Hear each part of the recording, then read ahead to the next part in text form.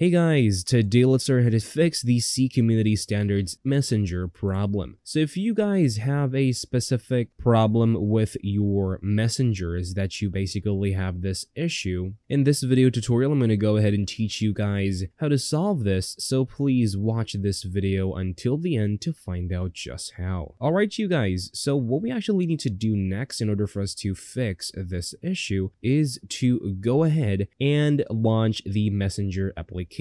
Now go into the specific section of the chat that you have issues with, and what I want you guys to do is to go ahead and take a screenshot of that chat. Now once you have already taken a screenshot of the chat, tap on your settings right here, scroll to the bottom and then tap on this option called report a problem. I want you to go ahead and basically tap on report problem, and then from here tap on include the logistics and stuff like that, and I want you to tap on add media and then add the screenshot that you have taken beforehand to serve as evidence. Now let's tap on chats, calls, and others as well. And then what we need to do lastly is to provide a brief explanation of what happened. So basically you could go ahead and easily explain what your problem is, the specific experiences and problems that you are experiencing, and basically persuade them or just go ahead and provide them with all of the necessary information that they need to know about your specific problem. Say that this is a mistake and they need to look into this because you are having, well, a hard experience as an average user of the Messenger application, and this is not giving you any more progress with your everyday life, especially since you are using Messenger for your everyday conversations online. Once you are done, go ahead and just tap on send and wait for the Messenger team to get back to you. That is typically going to take 5 to 7 business days, and once that is done, they may take action and look into your problem and hopefully solve it as well. Now that is all for this video. Thank you guys for watching this video. Please like this video and subscribe as well if you guys learned something, and I'll see you guys on the next video.